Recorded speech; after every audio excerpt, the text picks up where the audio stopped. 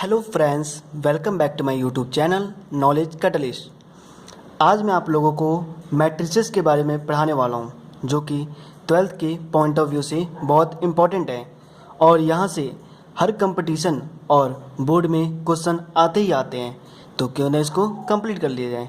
तो चलिए स्टार्ट करते हैं। मैट्रिक्स में सबसे पहले हम पढ़ेंगे types of matrix. Types of matrix पढ़ने से पहले हमें यह जानना जरूरी होगा कि मैट्रिक्स क्या होती है। तो मैट्रिक्स क्या होती है? मैट्रिक्स किसी भी नंबर और फंक्शन की रेक्टेंगुलर एरे होती है। रेक्टेंगुलर एरे किसे कहते हैं? इस शेप की आकृति को रेक्टेंगुलर एरे कहते हैं। रेक्टेंगुलर की तरह दिखती है और एरे बनी हुई है, उसे रेक्टेंगुलर एरे कहते हैं। इसके अंदर किसी भी नंबर और फंक्शन को हम लिखते हैं। जैसे मैंने यहाँ पर एक फंक्शन लिया a11, a12, a21, a22। इसके अंदर मैंने एक फंक्शन लिया है, उसको मैंने ऑर्डर में रखा है, तो ये हमारा मैट्रिक्स हो जाएगा। किसी भी नंबर और फंक्शन को रेक्टेंगुलर एरे में लिखना ही मैट्रिक्स कहलाती है। मैट्रिक्स में एक पॉइंट आता है ऑर्डर। अब ये ऑर्डर क्या होती है? तो ऑर्डर हम कैसे लिखते हैं? तो ऑर्डर होती है number of row into number of column. उसको हम ऑर्डर कहते हैं।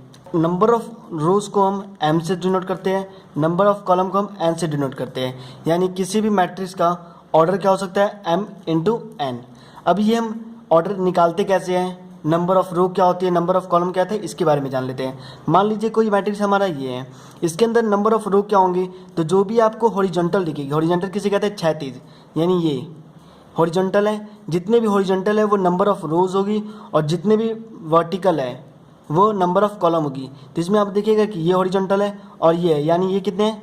2, और वर्टिकल कितने हैं? 2, यानी कि हमारा ऑर्डर कितनी होगी? 2 इंटू 2।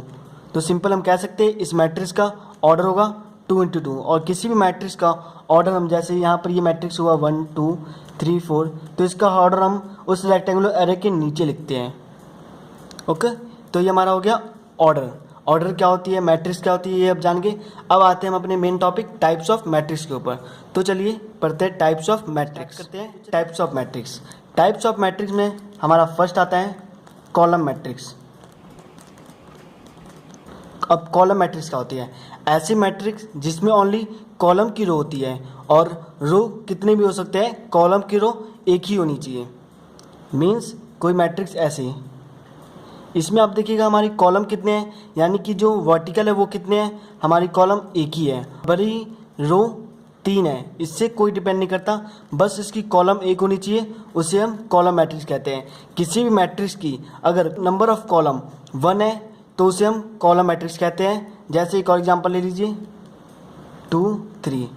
इसमें आप देखिएगा हमारी कॉलम कितने हैं? 1, और रो कितने हैं? 2। रो से डिपेंड नहीं करता, बस नंबर ऑफ कॉलम 1 होनी चाहिए। इसकी ऑर्डर कितनी हो जाएगी? 2 इंटू 1। इसकी ऑर्डर क्या होगी? 3 इंटू 1। तो यहाँ से एक नंबर डिनोट होती है कि जितने भी कॉलम होगी कॉलम मैट्रिक्स में, जो n की वैल्यू होगी वो हमेशा 1 होगी। आप जानते थे यहाँ पर हमेशा रो को m से और n को कॉलम से सूचित करते हैं, इसलिए कॉलम मैट्रिक्स में कॉलम की नंबर 1 होती है। ओके, देन इसके बाद हमारा नेक्स्ट है रो मैट्रिक्स। अब रो मैट्रिक्स क्या होती है? ऐसी मैट्रिक्स जिसमें नंबर ऑफ रो 1 होती है और कॉलम कितने भी हो सकते हैं। जैसे हमने ये लिया है 3, इसमें आप देखिएगा हमारी हॉरिजॉन्टल जो है ओनली 1 है, बट कॉलम यहाँ 3 है। इससे हमें कोई डिपेंड नहीं करता, बस हमसे डिपेंड है 1। रो होनी चाहिए 1, तो वो रो मैट्रिक्स। अगर कॉलम 1 है तो वो कॉलम मैट्रिक्स, अगर रो 1 है तो वो रो मैट्रिक्स होती है। आई थिंक ये आपको अच्छे से समझ में आ गया होगा। देन इसके बाद हमारा नेक्स्ट है स्क्वायर मैट्रिक्स। अब स्क्वायर मैट्रिक्स क्या है? जैसे कि हमने ऑर्डर पढ़ा है, ऑर्डर क्या होती है? किसी भी मैट्रिक्स की ऑर्डर होती है m इंटू n। तो स्क्वायर मैट्रिक्स में जो m की वैल्यू होगी वही n की वैल्यू होगी, यानी कि m इजिकल टू n होगा, उसे स्क्वायर मैट्रिक्स कहते हैं। एग्जाम्पल 1 2 3 4। इस एग्जाम्पल में आप देखिएगा कि हमारी वर्टिकल कितने हैं? 2 है। हॉरिजॉन्टल कितने हैं? 2 है, यानी कि जो नंबर ऑफ रो है is equal to number of column है 2 इजिकल टू 2, यानी कि स्क्वायर मैट्रिक्स हो जाएगी। ऐसी मैट्रिक्स जिसमें ऑर्डर m इंटू n होती है और ऑर्डर जो होती है m इजिकल टू n होती है उसे स्क्वायर मैट्रिक्स कहते हैं। एक और एग्जांपल 1 2 3 4 5 6 7 8 9। इस मैट्रिक्स में आप देखिएगा हमारी वर्टिकल 3 है और हॉरिजॉन्टल 3 है, यानी कि ऑर्डर 3 इंटू 3 है। सो ये भी स्क्वायर मैट्रिक्स होगी। देन इसके बाद हमारा नेक्स्ट है डायगोनल मैट्रिक्स। डायगोनल मैट्रिक्स क्या होती है? ऐसी मैट्रिक्स जिसकी डायगोनल पे एलिमेंट होते हैं और नॉन डायगोनल एलिमेंट 0 होते हैं। जैसे ये हमारा 1 3 0 0, इसमें डायगोनल कौन सा है? तो हमारा ये डायगोनल होगी और नॉन डायगोनल हमारा ये है। तो मैंने क्या कहा था, डायगोनल पे एलिमेंट होते हैं और नॉन डायगोनल एलिमेंट 0 होते हैं, जो कि सीधा दिख रहा है। यहाँ पर नॉन डायगोनल एलिमेंट 0 है और डायगोनल पे 1 और 3 है। तो ये हमारा डायगोनल मैट्रिक्स। ऐसे मैट्रिक्स जिसके डायगोनल पे कुछ भी एलिमेंट हो सकती है और नॉन डायगोनल पे हमेशा 0 होनी चाहिए, तो वो डायगोनल मैट्रिक्स होता है। ओके, देन इसके बाद हमारा नेक्स्ट है स्केलर मैट्रिक्स।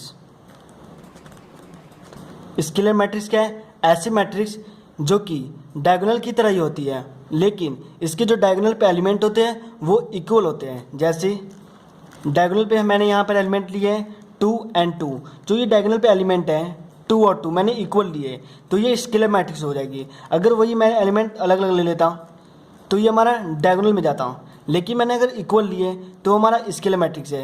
यही खासियत है डायगोनल मैट्रिक्स और स्केलर मैट्रिक्स में। डायगोनल मैट्रिक्स में जो डायगोनल पे एलिमेंट होते हैं वो डिफरेंट होते हैं, बट स्केलर मैट्रिक्स में जो डायगोनल पे एलिमेंट होते हैं वो इक्वल होते हैं, उसे स्केलर मैट्रिक्स कहते हैं। इसके बाद हमारा नेक्स्ट है आइडेंटिटी मैट्रिक्स।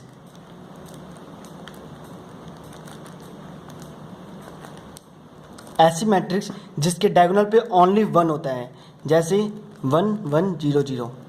आइडेंटिटी मैट्रिक्स किसे कहते हैं? तो ये स्केलर की तरह होता है। स्केलर में भी डायगोनल पे एलिमेंट सेम होता है, इसमें भी है, लेकिन स्केलर में ये होता है कि डायगोनल पे कोई भी एलिमेंट हो सकता है, लेकिन आइडेंटिटी मैट्रिक्स में डायगोनल पे ओनली 1 होता है। 1 के सिवा 2 3 हुआ तो वो आइडेंटिटी नहीं होगा, स्केलर में होगा।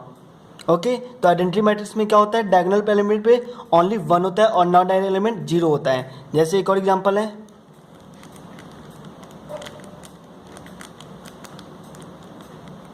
यहाँ आप देखिएगा डायगोनल पे एलिमेंट 1 है और नॉन डायगोनल एलिमेंट 0 है, यानी कि ये हमारा आइडेंटिटी मैट्रिक्स है। इसकी ऑर्डर कितनी है? 3 इंटू 3। इसकी ऑर्डर कितनी है? 2 इंटू 2।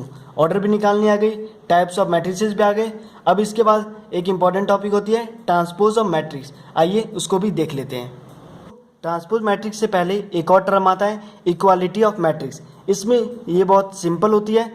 इसमें कोई भी 2 मैट्रिक्स होती है, जैसे मैंने एक मैट्रिक्स लिया 1 3 2 5 is equal to A 3 B 5। इसमें आप देखिएगा इक्वालिटी ऑफ मैट्रिक्स तभी शुरू होगी जब इसकी ऑर्डर सेम होगी। इन दोनों की आप ऑर्डर देखेंगे 2 इंटू 2, इसकी भी 2 इंटू 2, यानी कि ऑर्डर सेम है। और देखेंगे जो इसके एलिमेंट होगी वो कॉरस्पॉन्ड्स होगी दूसरे एलिमेंट के, यानी कि दोनों एलिमेंट जिस जगह पर है उसी जगह पर और सेम नंबर भी होगी। देख लीजिए इसका दूसरा एग्जाम्पल लेते 3 है, उसी जगह पर 3 भी है, तो ये हमारा हो जाएगा इक्वल। लेकिन और सब भी देखने के बाद ही हम ये देख सकते हैं कि ये इक्वल है या अनइक्वल। अगर आप देखते हैं ये 5 है तो ये भी 5 है, यानी कि हम कह सकते हैं ये दोनों इक्वल है। तो इक्वल के अनुसार हम कह सकते हैं कि जो पहली एलिमेंट होगी उसकी पहले एलिमेंट की इक्वल होगी, यानी कि A की वैल्यू हमारी 1 होगी और B की वैल्यू 2 होगी, क्योंकि 2 भी उसके कॉरस्पॉन्ड्स है और इक्वल है।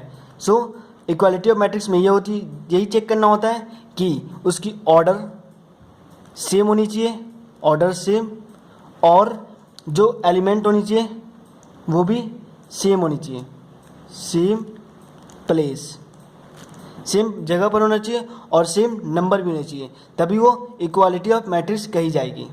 हमारा नेक्स्ट टॉपिक है ट्रांसपोज ऑफ मैट्रिक्स। अब ये कैसे फाइंड करते हैं? जैसे कि हमारा कोई मैट्रिक्स दिया हुआ है 1 2 3 4 5 6 7 8 9, इसका हमें ट्रांसपोज निकाला है। ट्रांसपोज निकालने का संकेत होता है, ए का ट्रांसपोज निकालना होता है तो ए के पावर टी लिख देते हैं, जिससे हमें पता चलता है कि ए का हमें ट्रांसपोज निकालना है। तो ये कैसे निकालते हैं?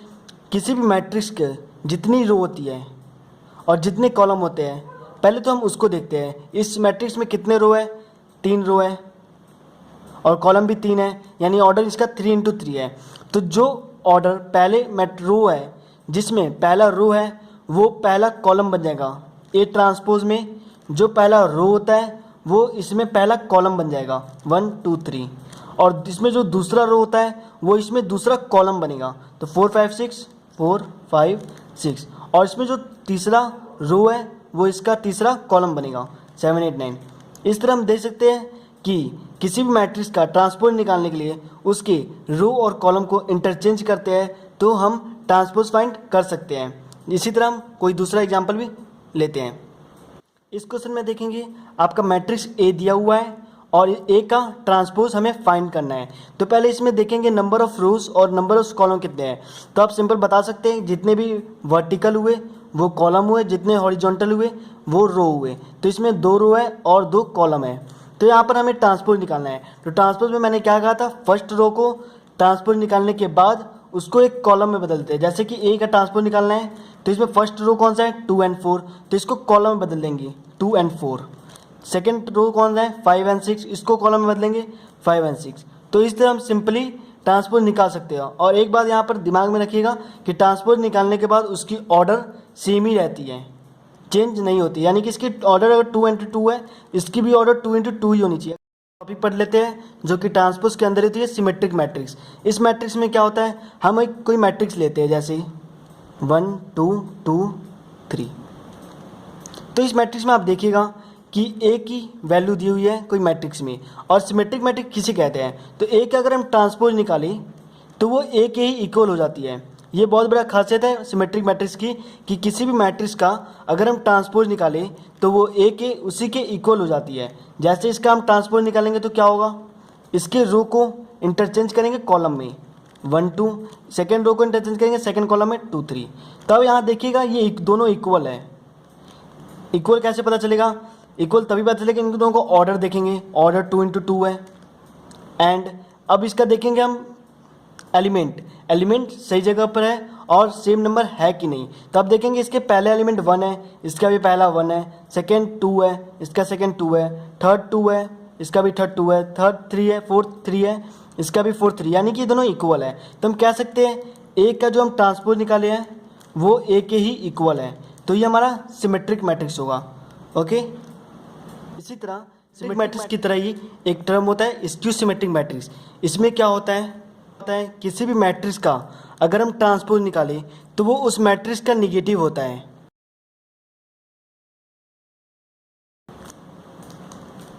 लेट कोई हम ए मैट्रिक्स लिया है ये, तो इसका हम ट्रांसपोज निकालें। ट्रांसपोज में क्या करते हैं, रो और कॉलम को इंटरचेंज करते हैं। यानी इसका फर्स्ट रो ये है, इसको कॉलम में बदलेंगे 0 1 -1। इसका सेकंड रो ये है, इसको कॉलम में बदलेंगे 0 -1 0 1।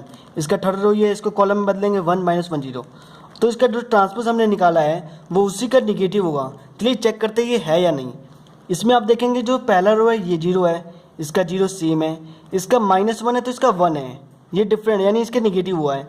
इसमें भी 1 है तो ये -1 है, 1 है -1 है, -1 है तो 1 है, -1 है 1 है, 1 है तो -1 है। यानी हम देख सकते हैं अगर इसमें तो इसमें से अगर हम माइनस कॉमन लें तो क्या हो सकता है, 0 है 0, -1 1 1 -1 1 -1 0 -1 1 -1 1 1 -1 0 0। तो आप इसमें देखेंगे कि जो ये मैट्रिक्स आई है वो इस मैट्रिक्स के इक्वल है। या आप देख लेते हैं तो क्या कह सकते हैं हम कि a = -(a)(t), या इसको ऐसे भी कहा सकता है कि a(t) -(a), जो कि यहाँ लिखा हुआ है a(t) -(a). यानी कि स्क्यू सिमेट्रिक मैट्रिक्स किसे कहते हैं, यदि किसी मैट्रिक्स का हम ट्रांसपोज निकालें तो वो उसी मैट्रिक्स का निगेटिव होता है, उसे हम स्क्यू सिमेट्रिक मैट्रिक्स कहते हैं। तो फ्रेंड्स आज के लिए बस इतना ही। अगर मेरा वीडियो आप लोगों को पसंद आया हो तो वीडियो को लाइक कमेंट एंड शेयर ज़रूर करें और चैनल को सब्सक्राइब करना ना भूलें। Thank you for watching.